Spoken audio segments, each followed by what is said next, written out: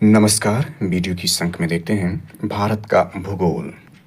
यानी यह लेक्चर देखें तो based on mind map GS word का एक महत्वपूर्ण नोट्स है, उस पर आधारित देखेंगे भारत का भूगोल यानी इंडियन ज्योग्राफी को इसमें देखेंगे। और इस पर आधारित जो है अन्य अन्य और लेक्चर जो है अपलोड किए जा चुके हैं, वहाँ से आप उसको महत्वपूर्ण रूप से देख सकते हैं जो प्लेलिस्ट में उपलब्ध है। और इस लेक्चर में उससे नेक्स्ट लेक्चर यानी उससे नेक्स्ट पार्ट को इसमें कवर करेंगे जो भारत के भूगोल से संबंधित है। और यह अंक देखें तो आगामी सभी प्रतियोगी परीक्षाओं पीटी या मेंस दोनों के लिए महत्वपूर्ण से उपयोगी होगा, जिसमें यूपीपीएससी अपर पीटी एग्जाम 2025 इसका 12 अक्टूबर 2025 को एग्जाम प्रस्तावित है। इसके अलावा देखें तो BPSC, MPSC, UKPSC, JPSC, RPSC यानी SPSC state public service commission के और संघ लोक सेवा आयोग की परीक्षाओं के लिए भी अंक अति महत्वपूर्ण साबित हो सकता है। इसके अलावा देखें तो यूपीपीएससी यानी अग्निशमन सेवा चयन आयोग लखनऊ एसएससी के लिए भी अंक अति महत्वपूर्ण, साथ ही शिक्षक भर्ती की परीक्षाओं के लिए भी महत्वपूर्ण साबित हो सकता है। तो इसमें सबसे पहले देखते हैं भारत का भूगोल और इसके सामान्य परिचय के अंतर्गत ये सारी जानकारी जो है पूर्व के लेक्चर में दी जा चुकी है, वहाँ से आप इसको महत्वपूर्ण रूप से नोट को देख सकते हैं।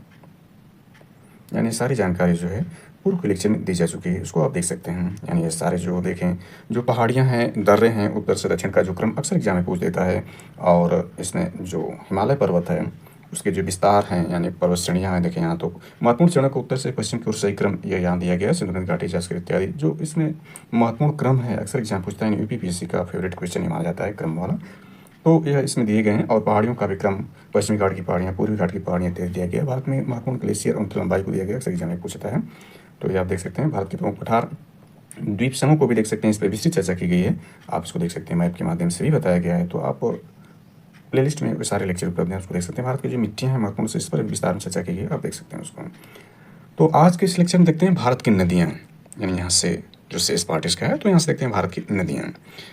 तो भारत देखें तो प्राकृतिक रूप से काफ़ी संपन्न देश या राष्ट्र है। जैसा कि हमने कल चर्चा किया था कि राष्ट्र और देश में अंतर होता है। देश का मतलब यह होता है कि प्राकृतिक भूभाग का वह खंड जिसके अपने नियम व कानून होते हैं वो देश कहलाता है। और राष्ट्र का मतलब होता है देश के निवासियों का समान जाति, भाषा, धर्म इत्यादि को बांधने वाला सूत्र और राष्ट्र होता है।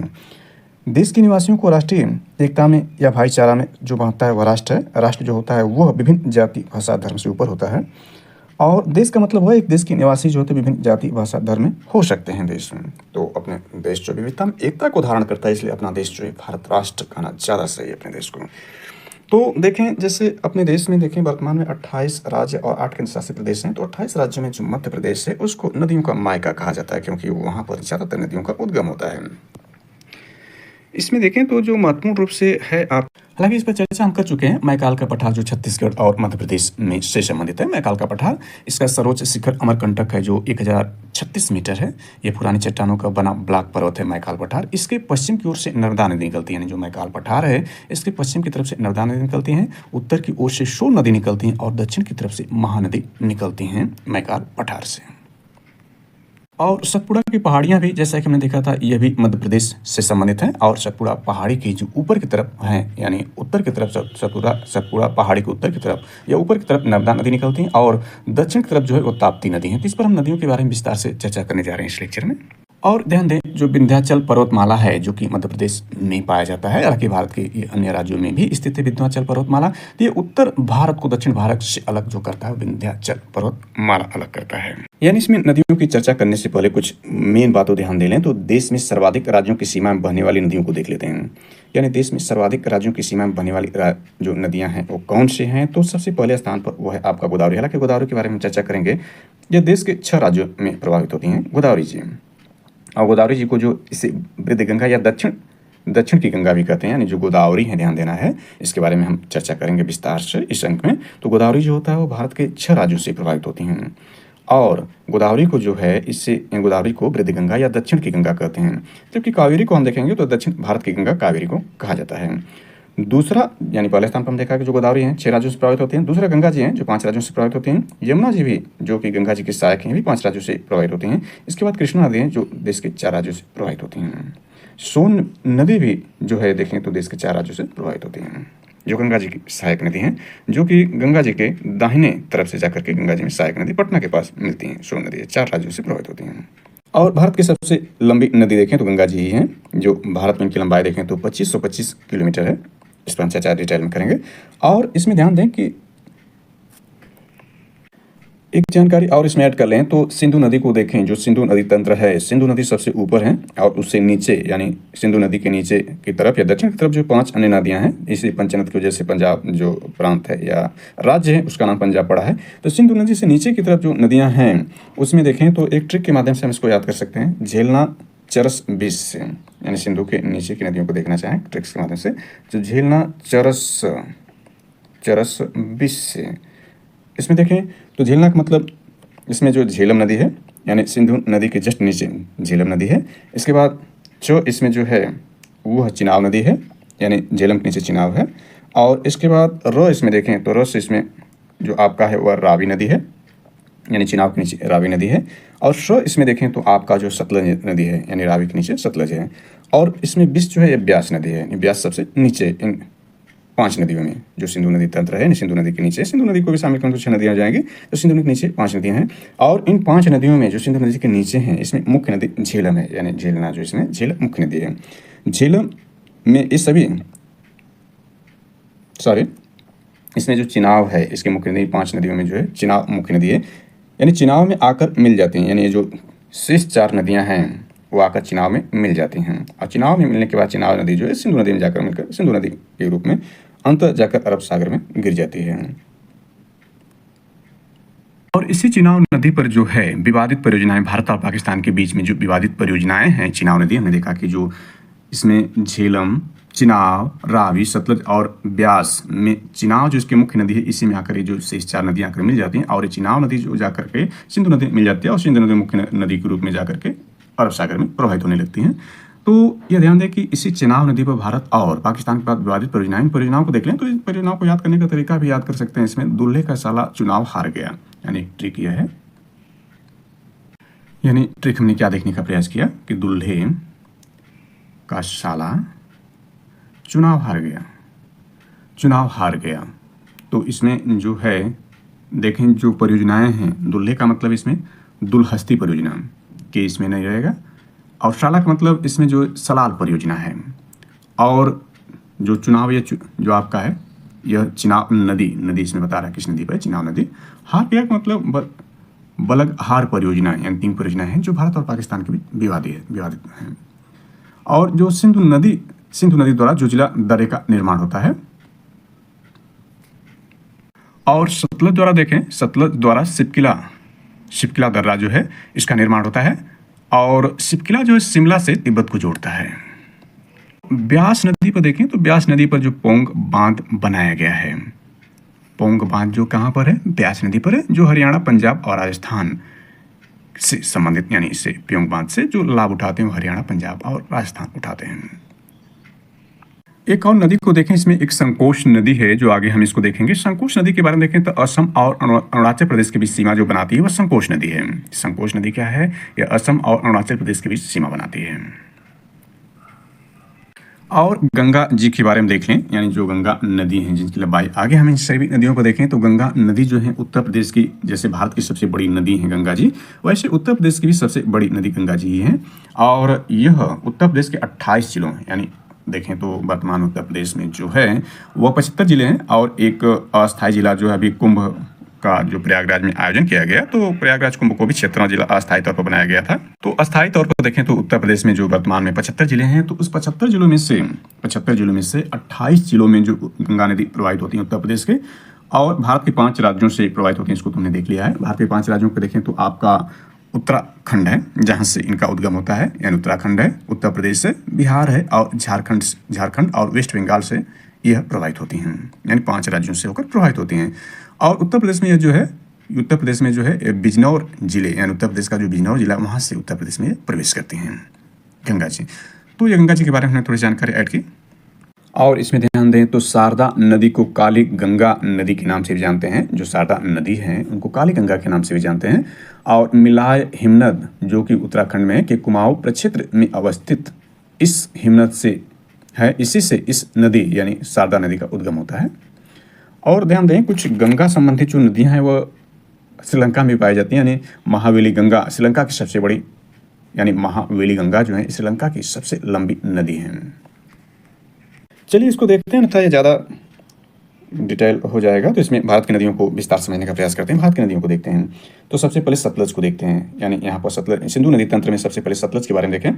तो उद्गम इसका देखें तो तिब्बत में मानसरोवर झील के समीप स्थित राक सताल से इनका उद्गम होता है, यानी इनका उद्गम जो सतलज का है वो भारत से बाहर होता है, यानी तिब्बत की मानसरोवर झील के समीप स्थित राक सताल से होता है सतलज का उद्गम। संगम या मुहाना इसका देखें तो चिनाब नदी, सहायक नदी ब्यास, स्पीति, यानी इनका जो संगम होता है वो चिनाब नदी से होता है। हमने चिनाब नदी को देखा कि मुख्य नदी जो चिनाब नदी इसमें जाकर सतलज मिल जाती हैं, और इनकी सहायक नदी ब्यास है, यानी ब्यास जो इसमें आकर सतलज मिलती हैं, जो कि सिंधु नदी तंत्र में जो 5 नदियाँ सिंधु से नीचे हैं उसमें सबसे नीचे जो ब्यास है। और विशेषता क्या है कि सिपकिला दर्रे के पास भारत यानी हिमाचल प्रदेश में प्रवेश करती हैं। सिपकिला दर्रा है तो हिमाचल प्रदेश में है, तो सिपकिला दर्रे के पास से भारत में प्रवेश करती हैं कौन, सतलज नदी। अभी हमने देखा था कि सतलज नदी द्वारा जो है सिपकिला दर्रे का निर्माण होता है, और सिपकिला जो दर्रा है वो शिमला से तिब्बत को जोड़ता है, यानी हिमाचल प्रदेश की राजधानी जो शिमला है उसको तिब्बत से जोड़ता है। इसका सिंधु नदी देखें, यानी सिंधु नदी तंत्र है सबसे बड़ी नदी है। तो इसमें देखें यह तिब्बत की मानसरोवर झील के पास चमायंग डुंग या बोखर चू हिमानिश से इनका उद्गम होता है, यानी सिंधु नदी का भी जो है यह भारत में इनका उद्गम नहीं होता है। इनका भी उद्गम देखें तो चाइना जो तिब्बत है वहाँ से सिंधु नदी का उद्गम होता है। यह इनका देखें संगम या मोहाना ये कहाँ जाकर गिरती हैं, तो अरब सागर में डायरेक्टली जाकर गिरती हैं। इससे पहले जो ये 5 नदियों का जो तंत्र है वो चिनाब में मिलते हुए आकर सिंधु में मिल जाती हैं, और सिंधु नदी अरब सागर में जाकर गिर जाती हैं। विशेष में देखें इनकी सहायक नदियाँ देखें तो सहायक नदियों में सतलज है, चिनाब है, रावी है तथा झीलम है, यानी 4 नदियाँ हैं। और जो हमने ब्यास देखा था, ये ब्यास जो है इस सतलज की जो है आपकी सहायक नदी हैं। इसके बाद रावी देखते हैं। रावी नदी के बारे में देखें तो हिमाचल प्रदेश के यानी इनका उद्गम रावी नदी का उद्गम देखें तो ये भारत में होता है, यानी हिमाचल प्रदेश के कांगड़ा जिले में रोहतांग दर्रे के समीप इनका उद्गम होता है, यानी हिमाचल प्रदेश में होता है। ये संगम या मोहाना संगम बनाती है चिनाब नदी, जो चिनाब नदी मुख्य नदी है 4 नदियों में, बल्कि 5 नदियों में, तो इनका संगम चिनाब नदी से होता है रावी का, और विशेषता के अंतर्गत इसमें ज़्यादा नहीं है। ब्यास नदी देखें तो जो आपका सतलज की जो सहायक नदी रही हैं ब्यास, इनके बारे में देखें तो इनका उद्गम हिमाचल प्रदेश के रोहतांग दर्रे के समीप ब्यास कुंड से होता है। संगम या मुहाना कहाँ बनाते हैं तो हरिके कपूरथला के समीप सतलज, कपूरथला जो पंजाब में है के समीप सतलज नदी में जाकर मिल जाती हैं।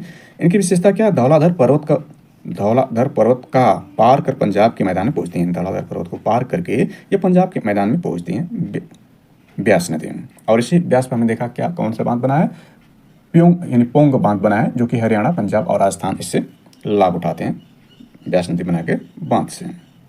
तो हमने धौलाधर को देखा तो इसमें देखें बृहद हिमालय के अंतर्गत प्रमुख चोटियों में एवरेस्ट है 8,848 मीटर, कंचनजंगा है, मकालू और धौलागिरी है, और अन्नपूर्णा है। धौलाधर को हम देख रहे थे, जो कि ये देखें तो आपका बृहद हिमालय के अंतर्गत ये धौलाधर श्रेणियाँ हैं, जिसको हम अभी देख रहे थे। नेक्स्ट इसमें देखते हैं तो नेक्स्ट इसमें झेलम नदी है। झेलम नदी को देखें, ये सिंधु के जस्ट नीचे झेलम नदी है, तो उनके बारे में देखें तो इनका उद्गम जो होता है शेषनाग झील कश्मीर से होता है, और यह जो इनका संगम होता है यानी आकर मुख्य नदी चिनाब में आकर मिल जाती हैं, और चिनाब अंतर जो सिंधु नदी मिलती हैं, तो इनका जो संगम होता है चिनाब नदी से होता है झेलम का। इसके बाद भारत की जो सबसे महत्वपूर्ण नदी हैं या सबसे लंबी नदी हैं, सबसे पवित्र नदी हैं, और जो सबसे ज़्यादा देखें इनके गंगा नदी के जो किनारे है वो भारत की सर्वाधिक आबादी है, और सबसे ज़्यादा यानी कह सकते हैं गंगा जो है वह भारत की धरोहर हैं। गंगा नदी जो है भारत की धरोहर है, यानी संस्कृति या सभ्यता भी कह सकते हैं कि टोटल जो भारत की संस्कृति या सभ्यता का विकास होता है गंगा नदी के किनारे ही हुआ है। और भारत की आबादी देखें तो 140 करोड़ से ज़्यादा आबादी है। सर्वाधिक आबादी जो है गंगा नदी के किनारे तट पर ही पाई जाती है। सर्वाधिक जो आपके समृद्ध नगर हैं, यानी इसमें देखें 5 राज्यों से होकर प्रभावित होती हैं भारत के, और उत्तर प्रदेश के 28 जिलों से होकर प्रभावित होती हैं। तो इनके बारे में जितना भी कहा जाए बहुत कम होगा, इनके बारे में बहुत शार्ट में बताना उतना आसान नहीं है। अभी देखें तो इसमें जो है 13 जनवरी 2025 से लेकर के 26 फरवरी 2025 तक जो है प्रयागराज त्रिवेणी, जहाँ पर गंगा यमुना और अदृश्य स्वस्ति का संगम, यहाँ पर महाकुंभ का आयोजन किया गया था, भव्य आयोजन किया गया था। तो और एक जो और आपका जो होता है गंगा नदी पर हरिद्वार में भी कुंभ का आयोजन किया जाता है। तो अभी देखें तो 2 साल बाद यानी 25/2027 में जो है वो हरिद्वार में अर्ध कुंभ होगा, और महाकुंभ देखें तो वह उज्जैन में, यानी महाकुंभ का आयोजन प्रयागराज के बाद उज्जैन यानी क्षिप्रा नदी के तट पर मध्य प्रदेश में उज्जैन में आयोजित किया जाएगा। तो चौथा जो होता है महाकुंभ गोदावरी नदी के तट पर नासिक में जो होता है वहाँ भी महाकुंभ का आयोजन किया जाता है। भारत में 4 स्थानों पर होता है। तो हम गंगा जी के बारे में देख रहे हैं, तो इसमें देखें गंगा जी देखें भारत की जो सबसे लंबी नदी, इनकी लंबाई देखें तो 5525 किलोमीटर है। इनका उद्गम देखें गंगोत्री के पास गोमुख हिमालय से होता है। संगम या मोहाना, इनका संगम कहाँ होता है? तो ये बंगाल की खाड़ी में जाकर गिर जाती हैं।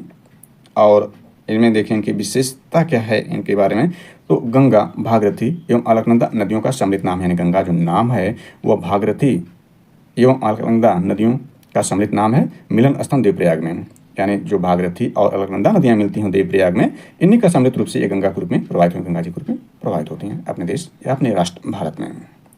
इसमें हम देख रहे हैं गंगा जी के बारे में थोड़ी जानकारी एक्स्ट्रा ऐड कर लेते हैं। तो गंगा जी देखें तो यह भारत की संस्कृति और सभ्यता की धरोहर हैं और ये आस्था और श्रद्धा की प्रतीक भी हैं। और जितना इनके प्रति इनका जो जल है वो आस्था और श्रद्धा का इतना पवित्र है कि जो अन्य नदियां भी देखें तो हिमालय पर्वत से निकलती हैं, जो कि हिमालय पर्वत जो जड़ी बूटियों का खजाना है वहाँ से अन्य नदियाँ निकलती हैं। लेकिन गंगा जी के प्रति लोगों की इतनी अपार श्रद्धा और विश्वास के कारण इतना पवित्र हो गया है कि इनके जल में कभी गलन या कीड़े नहीं पड़ते हैं। इतनी पवित्रता इनकी श्रद्धा और विश्वास के कारण लोगों की भारतीय और संस्कृति बनी हुई है। तो हमने देखा गंगा जी की कुल लंबाई 5525 किलोमीटर है, जिसमें देखें उत्तर प्रदेश में इनकी लंबाई जो है, यानी उत्तर प्रदेश की सबसे लंबी नदी गंगा जी है, तो ये 1450 किलोमीटर जो है ये उत्तर प्रदेश में प्रवाहित होती हैं। इतनी लंबाई इनकी है। और बिहार में इनकी लंबाई देखें तो 445 किलोमीटर जो है यह बिहार में प्रवाहित होती हैं। और वेस्ट बंगाल में देखें तो ये 520 किलोमीटर जो है यह वेस्ट बंगाल या पश्चिम बंगाल में प्रवाहित होती हैं। यानी ये 1450 किलोमीटर जो है यह उत्तराखंड और उत्तर प्रदेश दोनों मिलाकर 1450 किलोमीटर प्रवाहित होती हैं गंगा जी। और इसमें ध्यान दें तो जैसा कि हमने देखा गंगा नदी का उद्गम उत्तरकाशी जनपद यानी उत्तराखंड के 3900 मीटर की ऊंचाई पर स्थित गंगोत्री हिमानी से होती है। यहाँ से भागीरथी के नाम से जाना जाता है। देवप्रयाग में हमने देखा देवप्रयाग में भागीरथी एवं अलकनंदा मिलती हैं। इसके बाद दोनों की संयुक्त धारा को गंगा के नाम से जानते हैं। अलकनंदा का उद्गम, यानी जो इसमें स्वयं अलकनंदा हैं इनका उद्गम देखें तो अलकनंदा का उद्गम सतोपथ हिमानी से होता है। अलकनंदा की दो धाराएं यानी धौली गंगा और अलकनंदा जो है यह मिलती हैं विष्णुप्रयाग के निकट मिलती हैं। गंगा हरिद्वार के निकट पहाड़ी भाग से निकलकर मैदानी भाग में प्रवेश करती हैं। गंगा जी के बाएं तट की मुख्य सहायक नदियां पश्चिम से पूर्व की ओर क्रमबद्ध देखें, यानी गंगा जी के बाएं तट की मुख्य सहायक नदियां पश्चिम से पूर्व के क्रम देखें तो रामगंगा है, वरुणा है, गोमती है, घाघरा है, गंडक है, बूढ़ी गंडक है, कोसी तथा महानंदा इत्यादि नदियां हैं। इसके दाहिने तट पर आकर मिलने वाली प्रमुख सहायक नदियों में देखें तो यमुना जी हैं, सोन नदी हैं और पुनपुन प्रमुख नदियां हैं। थोड़ी जानकारी ऐड करते हैं इसमें, जैसा कि एग्जाम में अक्सर पूछता है, तो ध्यान दें कि इसमें जो है आपका देवप्रयाग में हमने देखा कि जो देवप्रयाग है यह देवप्रयाग जो है यह अलग भागीरथी और अलकनंदा जो है यह देवप्रयाग में आकर मिलती हैं। तो संयुक्त प्रश्न की धारा जो होती है अलकनंदा और भागीरथी की संयुक्त धारा जो देवप्रयाग में आकर मिल जाती है तो गंगा के नाम से इनको जाना जाता है। यानी देवप्रयाग अलकनंदा भागीरथी का संगम पर स्थित है देवप्रयाग। रुद्रप्रयाग भी है जो उत्तराखंड में है, इसको देखें। रुद्रप्रयाग में क्या है तो अलकनंदा एवं मंदाकिनी नदी के संगम पर स्थित है रुद्रप्रयाग। कहने का ऐसा ही हुआ कि अलकनंदा एवं मंदाकिनी का जहाँ संगम होता है वहाँ रुद्रप्रयाग है। और अलकनंदा नदी बद्रीनाथ से बहती हैं, यानी अलकनंदा नदी को हमने देखा जो अलकनंदा नदी हैं यह बद्रीनाथ से बहती हैं, चमोली, टिहरी और पौड़ी गढ़वाल जिले से होकर बहती हैं। आदि शंकराचार्य द्वारा स्थापित पीठों में से एक बद्रीनाथ में स्थापित है, न कि केदारनाथ में। आदि शंकराचार्य के समाधि स्थल के रूप में केदारनाथ का महत्व है।